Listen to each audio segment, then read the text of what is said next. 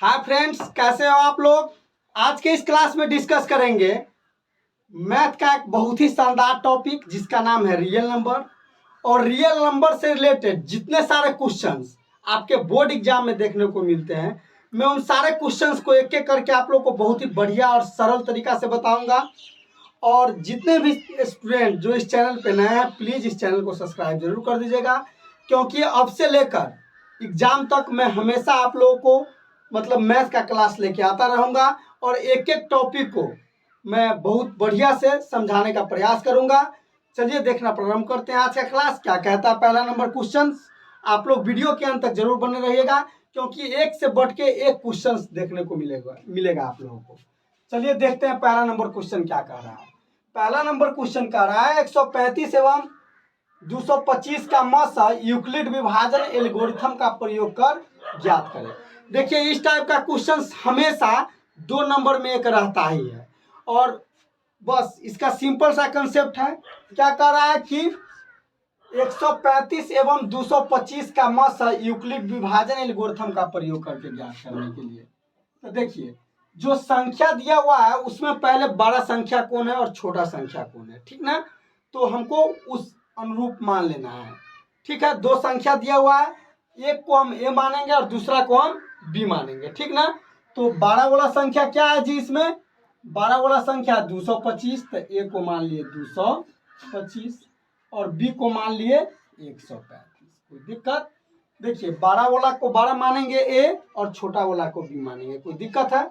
अब क्या करेंगे, यूक्लिड विभाजन एल्गोरिथम से, यूक्लिड विभाजन एल्गोरिथम से। यूक्लिड विभाजन एल्गोरिथम क्या कहता है कि 2 संख्याओं का मसा निकालने के लिए इसका प्रयोग होता है। ए बराबर क्या होता है जी, बी क्यू प्लस आर। ए बराबर क्या होता है, बी क्यू प्लस आर। अब जरा ध्यान से देखिए, तो ए के जगह हम यहाँ 225 लिखेंगे, ठीक है। और बी के जगह क्या लिखेंगे, 135। बी के जगह क्या लिखेंगे जी, 135। और रफ में क्या करेंगे, जस्ट इसके बगल में जैसे 225 यहाँ है और 135 यहाँ है।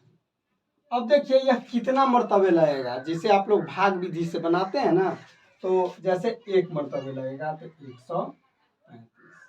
तो यहाँ 0 और 10 दोबारा में से 3 गया तो 9, यह कैंसिल।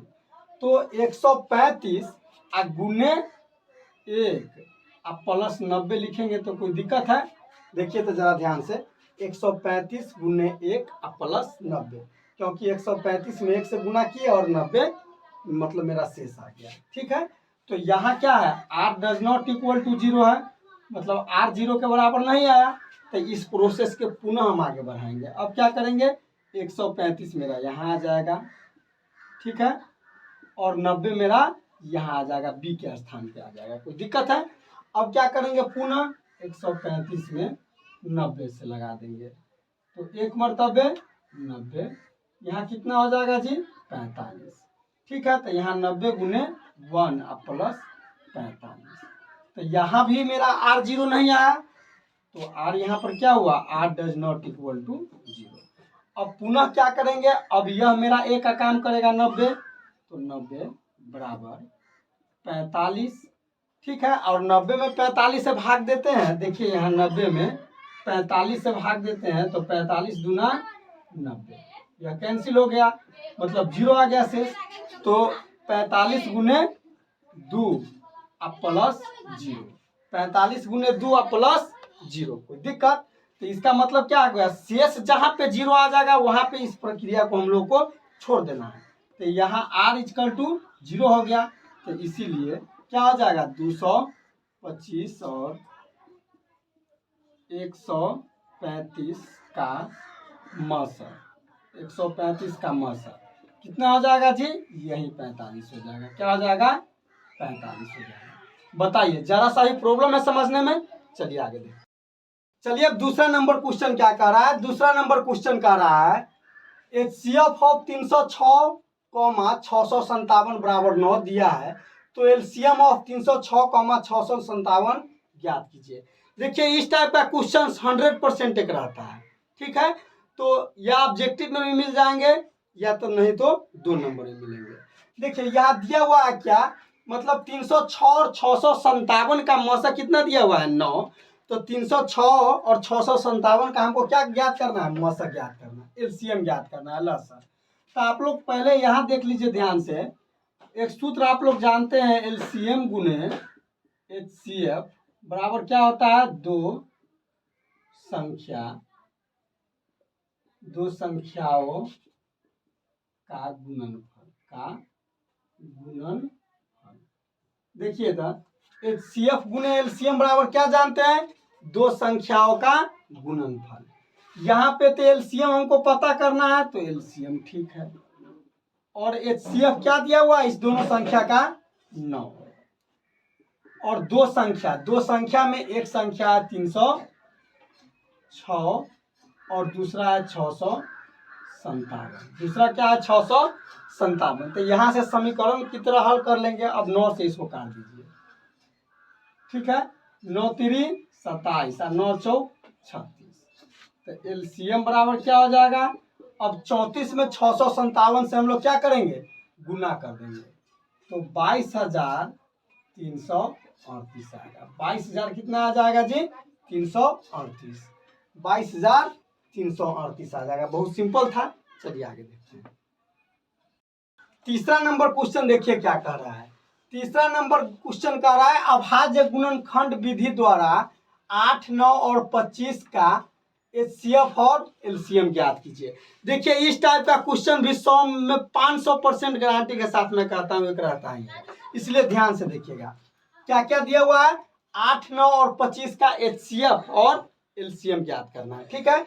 तो सबसे पहले अभाज्य गुणनखंड विधि से कह दिया, तो इस सब का अभाज्य गुणनखंड कर लीजिए। जैसे 8 का कर लीजिए, 8 का तोड़िए 2 से, 2 से 4 मरतबे, 2 से 2 मरतबे और 2 से 1 मरतबे, तो यह कितना हो जाएगा जी, 2 के पावर 3 और गुने 1। यहाँ देख लीजिए ध्यान से, 2 3 बार है, इसे 2 का पावर 3 है गुने 1, ठीक है। इसके बाद अब कितना कौन संख्या है जी, 9। 9 को देखिए, 9 को तोड़िए, तो 3 तिया 9 और 3 से 1 मरतबे, तो इसको हम क्या लिख सकते हैं जी, मतलब 3 के पावर 2 और गुने 1, दिक्कत। अब इसके बाद 25 है, तो 25 का फिर अभाज्य गुणनखंड करेंगे, 5 से 5 मरतबे और 5 से 1 मरतबे, तो क्या हो जाएगा जी, 5 के पावर 2 और गुने 1। अब देखिए बहुत सिंपल है। अब हमको क्या कर रहा है कि इस सब का एक बार एचसीएफ ज्ञात कर दीजिए और एलसीएम ज्ञात करने के लिए। तब यहाँ जरा ध्यान से देखिएगा, तो इसीलिए मतलब 8, 9 और 25 का एचसीएफ देखिए, एचसीएफ क्या होगा, तो एचसीएफ में क्या होता है सो समझ लीजिए। इस तीनों में जो गुणनखंड मिलेगा वही क्या होगा, एचसीएफ होगा। तो 2 किसी में नहीं है, यह 3 भी किसी में नहीं है, यह 5 भी किसी में नहीं है, सभी में क्या है, एक एक मिल रहा है, तो एचसीएफ मेरा क्या हो जाएगा, 1 हो जाएगा, दिक्कत। अब इसके बाद 8, 9 और 25 का एलसीएम क्या हो जाएगा। एलसीएम में क्या होता है, जो मिलता है उसको भी लेना है और जो नहीं मिलता है उसको भी लेना है। जैसे ही कहीं नहीं मिलता है फिर भी इसको लेंगे, ठीक है, 2 के पावर 3, और यह भी नहीं मिलता फिर भी इसको लेंगे, यह नहीं मिलता फिर भी इसको लेंगे, और एक मिल रहा है तो एक बार, ठीक है। इस सब को क्या करेंगे, गुना करेंगे, इस सब को क्या करेंगे, तो गुना करने पर क्या आ जाएगा जी, 1800 आएगा। क्या आ जाएगा, 1800 आ जाएगा। इस सब को जब हम गुना करेंगे तो मेरा मतलब क्या हो जाएगा, आंसर 1800 हो जाएगा। तो इस दोनों तीनों संख्या का एचसीएफ 1 हो जाएगा और एलसीएम 1800 हो जाएगा। कोई दिक्कत है, चलिए आगे बढ़ते हैं। चलिए अब चौथा नंबर क्वेश्चन देखिए क्या कहता है, बहुत ही शानदार क्वेश्चन है। कह रहा है कि 3+2 सिद्ध कीजिए कि 3+2√5 एक अपरिमेय संख्या है। ऐसा क्वेश्चन तो एक रहता ही है 2 नंबर में, ठीक है। और देखिए बहुत बहुत शॉर्ट ट्रिक से मैं आप लोग को बता दूंगा। देखिए जब भी इस टाइप का क्वेश्चन मिले तो सबसे पहले आप क्या कीजिएगा, पहले इसको क्या कीजिएगा, माना कि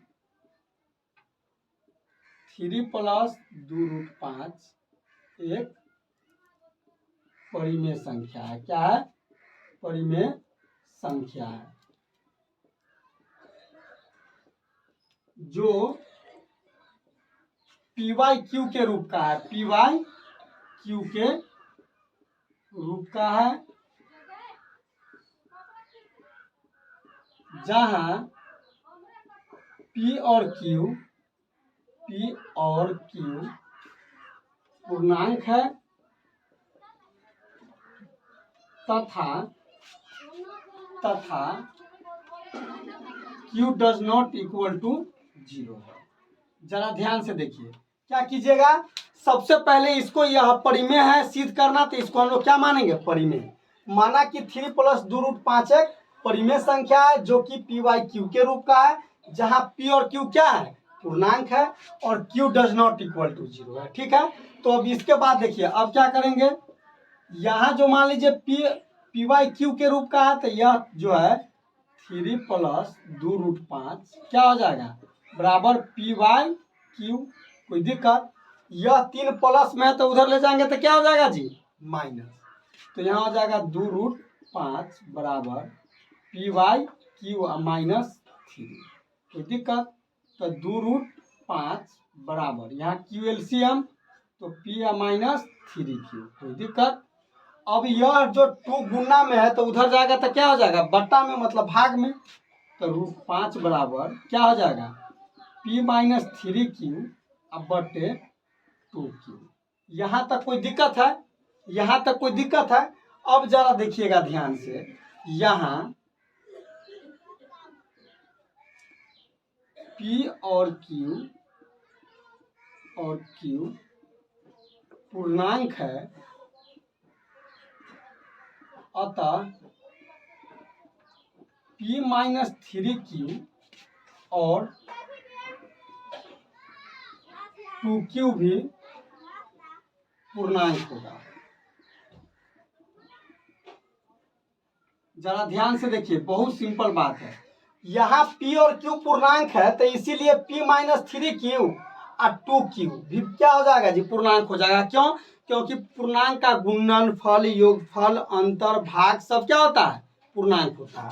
तो P और Q पूर्णांक था तो यह भी पूर्णांक हो जाएगा, क्योंकि यह गुणनफल के रूप में रहे या योग के रूप में रहे या अंतर के रूप में रहे या भागफल के रूप में रहे, सब क्या हो जाएगा? पूर्णांक हो जाएगा। लेकिन √5 एक अपरिमेय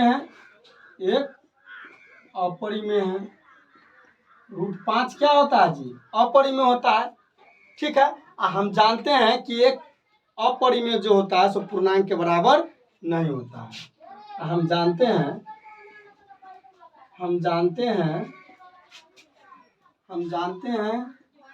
कि एक पूर्णांक अपरिमेय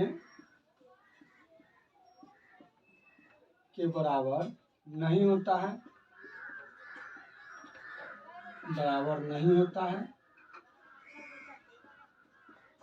नहीं होता है। इसलिए मतलब 3 + 2√5 क्या होगा? एक अपरिमेय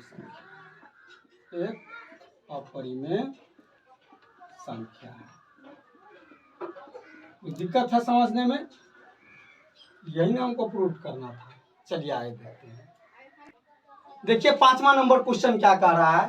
कह रहा है 1.8 पे रेकरिंग को भिन्न के सरलतम रूप में लिखे, या कभी कभी इसको पूछ देगा, मतलब इतना को परिमेय संख्या के रूप में लिखे या इतना को पी वाई क्यू के रूप में लिखे। तो सेम क्वेश्चन है। ठीक है, अगर यह 2 नंबर में मिले, तो आप लोग क्या कीजिएगा? देखिए, और 1 नंबर में मिलेगा तब क्या करना है? अगर 1 नंबर ही मिले उसके लिए मैं ट्रिक बताऊंगा। अगर 2 नंबर में पूछेगा तो उसको बेसिक से बनाना है। अगर 2 नंबर में पूछे तो आप लोग सबसे पहले क्या कीजिएगा? माना कि x बराबर क्या हो जाएगा? 1.8। इसको x बराबर क्या मान लीजिएगा? 1.8। और रेकरिंग है तो इसको बार बार रिपीट कीजिए, कितना भी बार, ... फिर भी कोई फर्क नहीं है। इसको हम लोग क्या कह दिए, समीकरण ए। रेकरिंग का मतलब ही है कि वह संख्या रिपीट कर रहा है, दोहरा रहा है। अब इसके बाद देखिए, एक अंक पे रेकरिंग है ना, तो 10 से गुना कीजिएगा। अगर 2 अंक पे रेकरिंग रहता तो 100 से गुना करते, 3 अंक पर रेकरिंग रहता तो 1000 से गुना करते। बात समझ रहे हैं। तो अब क्या करेंगे इसमें, हम इसमें क्या करेंगे, मतलब 10 से गुना करने पर, 10 से गुना करने पर। अब जरा ध्यान से देखिएगा, तो 10 से गुना कीजिएगा तो 10x अब बराबर, इसमें जब 10 से गुना कीजिएगा तो यह दशमलव यहाँ पे चला आएगा, तो यहाँ क्या हो जाएगा 18.888। यहाँ कितना भी 8 दीजिएगा उससे कोई फर्क नहीं है। यह नहीं कहिएगा कि सर यहाँ पे 3 गो था तो यहाँ पे 2 गो दीजिए, क्योंकि यह संख्या मतलब रिपीट कर रहा है, तो कितना भी लिखिएगा उससे कोई फर्क नहीं है। इसको समीकरण 2 मान लीजिए। अब क्या करना है, समीकरण 2 में से समीकरण 1 को घटा देना है। तो इसीलिए समीकरण 2 घटाओ 1, तो 2 क्या है जी, 10x बराबर 18.888 डॉट डॉट, यहाँ हो जाएगा x बराबर क्या हो जाएगा 1.888। ठीक है, इस दोनों को घटा देंगे तो क्या हो जाएगा जी, यहाँ पे माइनस यहाँ पे माइनस, तो 10 में से x गया तो कितना हो जाएगा 9x बराबर, यह कैंसिल हो जाएगा तो हो जाएगा 17। तो x बराबर कितना हो जाएगा जी 17/9, यह गुना में है तो बट्टा में हो गया। कोई दिक्कत है। लेकिन अगर यही क्वेश्चन आप लोगों को ऑब्जेक्टिव में रहता तो ऐसे करने की जरूरत नहीं है। इसको क्या करते, सबसे पहले जो संख्या दिया हुआ उस पूरा को लिख देते। तो क्या करते 18 लिख दिए, जिस पर रेकरिंग नहीं है उसको घटा देंगे। रेकरिंग किस पर नहीं है, 1 पर नहीं है तो 1 को घटा देंगे। और बट्टा में क्या गो अंक पर रेकरिंग है, 1 अंक पर तो 1 9, अगर 2 अंक पर रेकरिंग रहता तो 2 9। बात समझ रहे हैं। तो 18 में से 1 गया तो कितना हो गया 17 बट्टा 9। बात समझ रहे हैं। ट्रिक मेरा सॉरी ऑब्जेक्टिव में रहता तो आप लोग ऐसे ही डायरेक्ट ट्रिक से बना लेते। तो हम उम्मीद करते हैं कि आज का क्लास आप लोग को बहुत ही बढ़िया ढंग से समझ में आया होगा। वीडियो देखने के लिए थैंक यू।